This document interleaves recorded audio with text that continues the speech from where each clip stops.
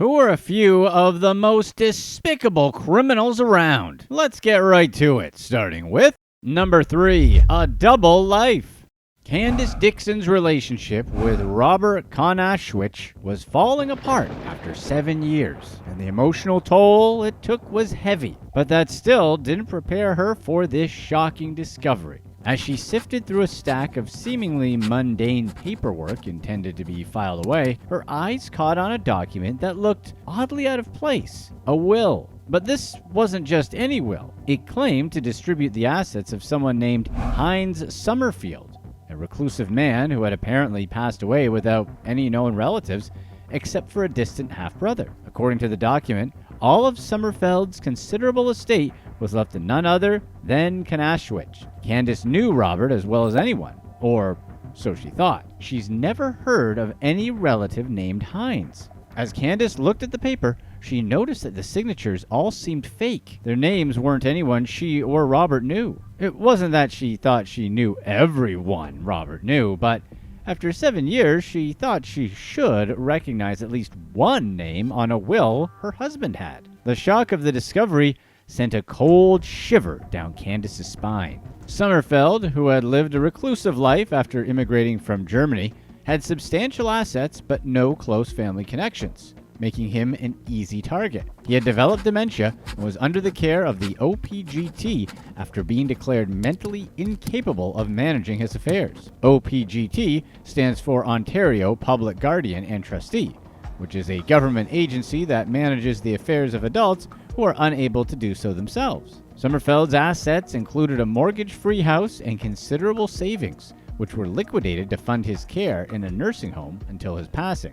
Candice and Robert had been dating for years at that point. Candice came from a well-to-do family whose idea of a normal vacation would be a trip to the Hamptons. Robert made over $100,000 a year as a cop in Toronto and was known for his expensive tastes, but not rich by any means. But he wanted to keep dating Candice after they started dating, and he had fallen in love with the lifestyle. Robert and Candice frequently traveled together during the course of their relationship. For example, they'd fly to Turks and Caicos for the annual Dixon family vacation. Dixon had grown up wealthy. Her father, John, is president of family business M.J. Dixon Construction, a big company with clients such as Air Canada and the Department of National Defense. Dixon handled marketing for philanthropist and socialite Sylvia Mantella and the Mantella Corporation, a real estate development company. Let's paint it even clearer. Candice came from a rich family with lavish tastes, and Robert loved it. However, he lived a life of luxury with Candice that Robert couldn't quite keep up with. He couldn't match her family wealth or her high-flying lifestyle, although Candice didn't expect him to. He just wanted to live that lifestyle anyways. The money he made came and went, and he went into debt. The motivation for money was set. Robert Konashewych and Adeline Balgobin met through their professional roles. Balgobin was a public servant responsible for managing the financial affairs of mentally incapable individuals. Robert would frequent her building on the job, and eventually they met. Over time, they began dating, with Balgobin as his mistress. And that's when Balgobin, using her access to confidential client information at the OPGT, supplied Konashewych with the necessary details to fabricate a will after Sommerfeld's passing in 2017. The plot began to fall apart when Candice, Konashewich's then official girlfriend, discovered the fake will among his possessions. At that point in time, she had a long and complex relationship with Konashewych, but she was unaware of his affairs and criminal activity. They had met years earlier, and their relationship had evolved from meeting in high school but never dating until a reconnection later in their late 20s. They dated steadily throughout the years, a seemingly happy relationship. However, Konashewich's inability to manage his finances and his inability to remain faithful, along with the whispers Candice had heard, strained their relationship as you'd expect. Candice's discovery of the will led her to alert the authorities, setting off a chain of investigations that would blow the whole thing wide open. As reported by Toronto Life, a meticulous crime was orchestrated by Konashewych and Balgobin. As the investigation progressed, it became clear that Konashewych and Balgobin had used their professional positions to commit fraud. Balgobin had manipulated her access to sensitive information, and Konashewych had used his understanding of legal and bureaucratic systems to lend credibility to their fabricated documents in order to steal Heinz Sommerfeld's estate. deceit. Eventually, over time, Balgobin discovered that she was the mistress, and Konashewych had a completely separate life with a girlfriend. Even after her discovery, he told her that he wouldn't leave Candice simply because he couldn't. His lifestyle had driven him deep into debt, and he couldn't afford to live the same kind of life without Candice. Balgobin decided to stay with him anyway, despite being hurt. But then, an opportunity arose. Heinz Sommerfeld's estate, sitting unclaimed. That money could help Konashewych pay off his debt, and it would mean the start of a new life for the both of them. Konashewych and Balgobin concocted a plan to steal the $834,000 estate of Heinz Sommerfeld. He had passed away without leaving a will. The rightful heir is his estranged half-brother, Peter Stelter. Of course, that right was bypassed through a fake will that designated Konashewych as the sole beneficiary. Forged will surfaced shortly after Sommerfeld's passing, claiming that Sommerfeld had bequeathed everything to Konashewych. The will bore witness signatures that later investigation revealed to be fictitious. This act of fraud wasn't only a betrayal of professional trust, but also a calculated exploitation of a vulnerable individual. The impact of the crime was profound, particularly for Stelter, who had been unwittingly robbed of an inheritance that could have alleviated his financial woes and provided a more secure future for his family. The emotional and financial repercussions for Stelter were talked about during the trial, painting a poignant picture of the human cost of the defendant's actions. The legal proceedings were thorough, with the prosecution presenting evidence of the duo's manipulation and deceit. The defense argued that the accusations were driven by Dixon's vindictive motives following her bad breakup with Konashewych. However, the jury saw through the defenses, convicting both Konashewych and Balgobin of fraud over $5,000 and breach of trust. And the judge's sentencing reflected the severity of their crimes, emphasizing the exploitation of a vulnerable elderly man and the breach of public trust. Both were sentenced to 7 years in prison, a decision that demonstrated the justice system's stance on corruption and ethical violations in public service. In the aftermath of the trial, Dixon relocated to Florida with the intention of rebuilding her life away from the scandal and betrayal that had marred her relationship with Konashewych. Stelter, after years of legal battles, finally received the remnants of his brother's estate, roughly around $684,000, though the joy of this late justice was tempered by the years of fighting and losses that preceded it. Number 2. Emotional deceit.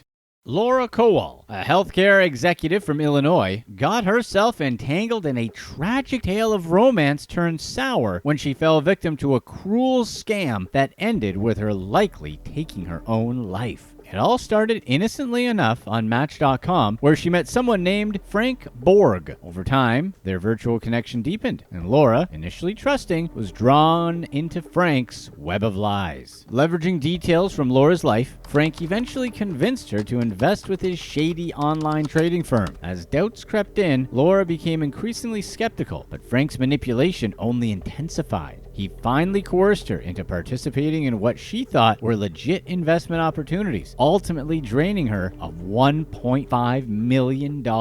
Laura's daughter, Kelly Gow, talked about her mother's vulnerability and her longing for some companionship, a common theme among victims of scams, as the reason she likely went along with the shady investments. This type of scam, blending emotional manipulation and financial deceit, has become disturbingly popular. Federal officials revealed that over 64,000 Americans fell victim to similar schemes in a single year. Yet these figures likely underestimate the true scope, as many victims suffer in silence due to shame and fear. Laura's tragic end was shrouded in mystery. Her body was discovered in the Mississippi River, far from her home, with her car found miles away. Most people involved with the case assume that Laura probably took her own life, understandable given the circumstances, but her loved ones believe foul play was involved, pointing fingers at Frank Borg and his accomplices. Investigations ultimately revealed that Frank Borg wasn't actually a person, with his pictures traced to a Chilean doctor and his emails routed back to Ghana. Laura's story is a good reminder of the dangers lurking behind the veil of online dating, where scammers prowl, preying on the vulnerable and lonely. Which kind of makes sense, right? It's like the first page in the scammer playbook is to isolate their victims, but these people are already sadly isolated. So online dating sites are prime locations for potential targets. As authorities grapple with this growing epidemic, Laura's daughter, Kelly, has become a vocal advocate for change. She hopes that by sharing her mother's tragic story, she can raise awareness and prevent others from suffering a similar fate. If you're enjoying this video, be sure to stay right here to find out how this lady was able to get revenge on her scammer. Number 1. Unnatural burials. John Halford, owner of Return to Nature Funeral Home in Penrose, Colorado, landed in the spotlight when police discovered nearly 200 decaying bodies at his facility, raising serious allegations about the improper storage of human remains. This gruesome discovery followed a sour stench that lingered around the building, leading to a significant investigation involving local coroners, the FBI, and specialized disaster teams. The facility, where John charged about $1,900 for natural burials, claimed to offer services that included biodegradable caskets and shrouds, or even no casket at all, promoting an environmentally friendly alternative to traditional burials, which is a cool idea, but he wasn't even doing that. And the state laws require that bodies not buried within 24 hours be properly refrigerated, a regulation Halford appears to have grossly violated. Facilities registration had also lapsed, adding to the irregularities. As the investigation unfolded, devastated families began to surface with heart-wrenching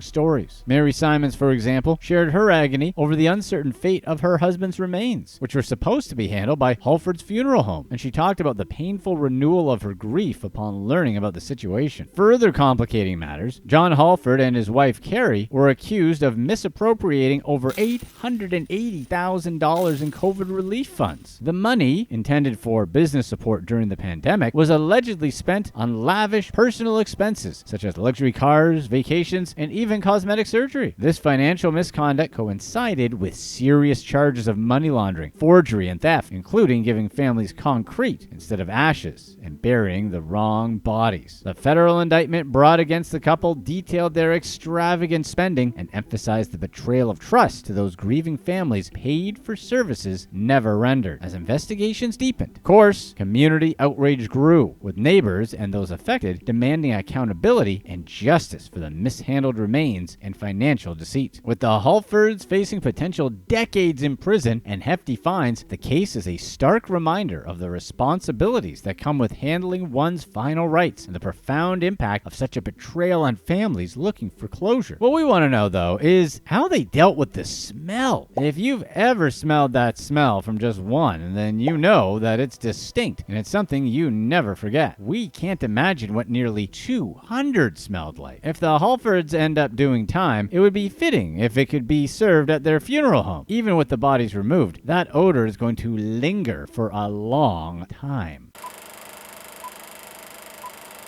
You never do anything spontaneous. Those were the words spoken to the then 36-year-old Acacia Windenot by her friend before she went on a date with Wilson Jackson, the man who would consume the next few years of her life for all the wrong reasons. Windenot's life truly changed when she received a friend request and a follow-up Facebook message from Jackson. On the surface, Jackson seemed like a genuine guy.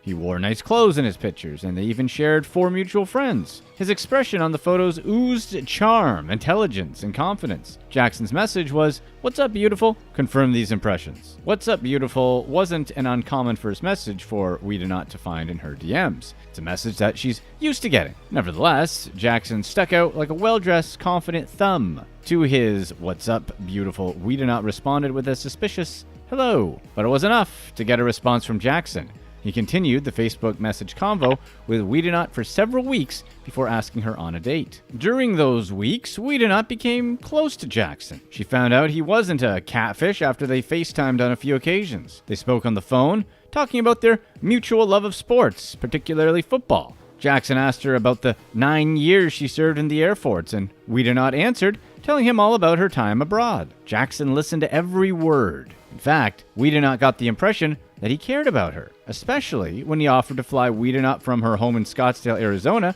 out to his house in LA for Christmas. Windenot's original plans were to spend Christmas with her best friend, but the plans were canceled at the last minute. Now, left with no holiday plans, Windenot was still on the fence about accepting Jackson's offer. This was not something she'd normally do. Windenot's friend eventually convinced her to let Jackson buy her a ticket to LA and finally do something spontaneous. Windenot packed her things and left for the airport. Earlier, Jackson sent Windenot a screenshot of the boarding pass he'd bought for her. Everything seemed to be in order. Not to mention, Windenot had finally found someone she liked who could meet her expectations. However, when she got to the airport, employees said her ticket was invalid. Windenot, assuming something must have gone wrong during the purchasing process, called Jackson to get things sorted out. But when Jackson answered the phone, he didn't offer a solution. Instead, he insisted the ticket must be valid. Wiedenot explained that the flight would leave soon and she needed a ticket to LA pronto. So Jackson instructed Wiedenot to buy a ticket at the airport. He promised to pay her back when she got to LA, and to prove something was going on with the ticket he initially bought, Jackson sent Wiedenot screenshots of him dealing with the bank. Wiedenot says she proceeded to buy a ticket to LA and boarded the plane. Her plane landed at LAX in the late hours of the night. Jackson picked her up and took her to the movies. Wiedenot recalls how he was in person just as charming, fun, and kind as he seemed on FaceTime. Jackson asked her about Wiedenot's future, her career aspirations, and any wild, crazy dreams she harbored. In the morning, like a true gentleman, he cooked her breakfast, a classic combination of bacon and eggs. After they ate breakfast, Jackson took Wiedenot back to the airport. On Monday, her second full day back home, Wiedenot noticed over $3,000 was missing from her bank account. Wiedenot scanned her card's transaction history and discovered where the purchases were made. The largest transaction was a $2,500 transfer to another account. The other two payments for a plane ticket and items at a fast food restaurant. All the money charges were billed from California. Wiedenot knew exactly who had used her card. So, not long after seeing the charges, Wiedenot filed a police report against Jackson. She wanted Jackson apprehended as soon as possible. Unfortunately, the police didn't share her desire for revenge. When Wiedenot called the Scottsdale police, they deferred her to the Los Angeles police, who boomeranged Wiedenot right back to Scottsdale police, telling her she'd have to file her report with them. Most people would give up, as $3,000 might not be a big deal. But Wiedenot didn't care about the money. Instead of moving on, Wiedenot started her own investigation into Jackson. Jackson had already blocked her number, so asking her suspect questions over the phone was not an option. With no prior background in research, Wiedenot began investigating Jackson. She started with the basics. Where did Jackson live? Even though she'd been to his house, Wiedenot couldn't remember Jackson's address, and without his address, finding Jackson would be very difficult. She couldn't find any home addresses linked to the purchases on her bank statement, but she did find the address of the fast food restaurant. After finding the restaurant address, Wiedenot searched every apartment complex in the area, and with the help of her memory, found the apartment complex she stayed at with Jackson. She remembered Jackson taking her to a tall building, so tall that they had to park in an underground parking garage. So, Wiedenot narrowed her search to tall apartment buildings with underground garages. She also remembered being close to a movie theater on a noisy LA street. Using these very specific criteria, Wiedenot found a potential match. Just to be sure it was the building she stayed at, the rookie sleuth looked up the floor plans, then based on her memory of walking through the rooms and hallways, determined this was the place. Wiedenot called the building's phone number and asked the clerk if a resident named Will Jackson lived there. The clerk said no, and Wiedenot felt a dreadful epiphany wash over her. Will Jackson was not his real name. Wiedenot kept digging. She used methods she initially learned from MTV's Catfish, such as reverse Google image searches on Jackson's Facebook page. Eventually, one of those reverse searches yielded a link to a social media account under a different name. The account had an email written in the bio. Wiedenot dug deeper into the email account and discovered it belonged to someone named Sincere Jackson. Wiedenot kept digging and Googled the name. The results were mostly unrelated, except for one article. The article was small, only 85 words, but it contained some vital info on Jackson. Oddly enough, the article's publisher was from Orlando, a local paper called the West Orlando News. In 2011, the Orlando News published an article on Jackson, saying that the police department were searching for victims willing to come forward and testify against Jackson. Alongside the victim's story was a mugshot of Jackson, who Wiedenot easily recognized. The real question was, who are these victims? And what did Jackson do to them? Was it similar to what he did to her? Detective Wiedenot would soon find out. In 2007, a Florida woman who gave reporters the alias Shonda Porter dated Jackson. She described him as a snake who could shed his skin on command and become anyone he needed to be. But that isn't how Jackson saw himself. Porter dated Jackson long enough to notice a large tattoo on his back, written in bold, daring letters, "Outlaw." Wiedenot would later discover, after some more online sleuthing, that Jackson grew up as anything but an outlaw. According to public records, Jackson was born in Daytona Beach, Florida. Contrary to his tattoo, Jackson was raised in a conservative Christian household. Growing up, he did everything he could to escape his family's culture. As a young man, Jackson attempted to start a rap career under the name Da Truth. However, Da Truth wasn't very good. Jackson spent his early years bouncing around Florida, mainly between Tallahassee and Orlando, all the while claiming to his many girlfriends he was playing football and writing bars. In reality, Jackson was learning how to scam people, specifically successful young women on social media and dating apps. These girls saw Jackson the same way Wiedenot had. Handsome, well-dressed, tall, fit-looking man with charm to impress even the most skeptical women. He used these attributes to lure dozens of women into trusting him. After contacting other victims and hearing their stories, Wiedenot discovered Jackson's operation. She also realized how similar her story was to other victims. On a basic level, all the other victims, including Wiedenot, had a few common experiences. They were contacted by Jackson, usually online, talked with him for a while, then he asked them for a favor or some kind of big purchase with the promise of reimbursement, after which Jackson would either not pay them back or steal their bank information and disappear, seemingly without a trace, until he met Wiedenot, of course. She was the only victim who cared enough to track him down. In fact, no one did more than her in finding so-called Will Jackson, whose birth name was Wilson Edward Jackson. However, he used the name Sincere often, which was why Wiedenot had such a tough time finding him. But when she did, Wiedenot finally saw how extensive Jackson's scamming truly was. Before she continued her research on the other victims, Wiedenot contacted a professional, then 55-year-old LAPD detective Stephanie Kratchier. By 2018, when Wiedenot reached out to her, Detective Kratchier had been investigating Jackson for a while, ever since the charming scam artist had moved to LA back in 2014. Wiedenot could not arrest Jackson herself, but Kratchier could. The Scottsdale sleuth presented Kratchier with all the evidence she collected so far and convinced the LA detective that Jackson needed to be arrested immediately. Kratchier, however, had a lot on her plate. The city of Angels was filled with scamming demons, and small-scale scams like Jackson's were not a number one priority. Nevertheless, the overworked and overwhelmed detective promised Wiedenot she would arrest Jackson as soon as possible. Wiedenot hung up the phone feeling confident that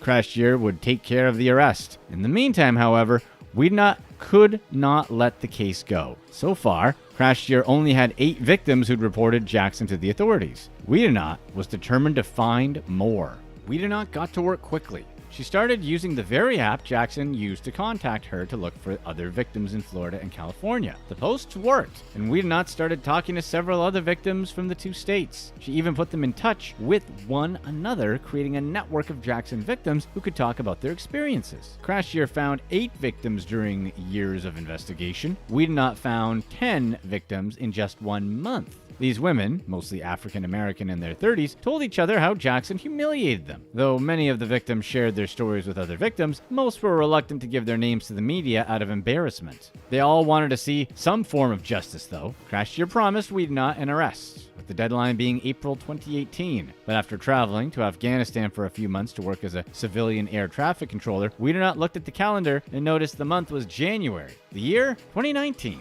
Wiedenot, in her extensive research, remembered reading how Jackson had gotten away. Most of the escapes were made possible by lazy investigators and prosecutors. Wiedenot couldn't let another detective leave him under a pile of other cases. So she gave Kratchier an ultimatum: arrest Jackson, or Wiedenot would file a complaint on the veteran detective who was set to retire any day now. Kratchier chose the harder option and looked up Jackson on her computer. She found a warrant in his name for grand theft auto and sent a team of officers to bring him in. Jackson was arrested on May 23, 2019 in Los Angeles. He was taken into police custody and hired a lawyer, but the lawyer left after Jackson's check bounced. His public defender convinced him to plead not guilty despite over 60 women coming forward to testify against him on 33 felony charges. In total, Jackson is believed to have collected over $200,000 from his victims, including Wiedenot. Sadly, they'll never get that money back. But they can enjoy knowing that Jackson's face and reputation were smeared across news media outlets like Newsweek, The Daily Beast, and several local LA outlets. Click to watch one of these next videos. Let us know in the comment section what you think is an easier scam to fall for: a romance scam or a phishing scam.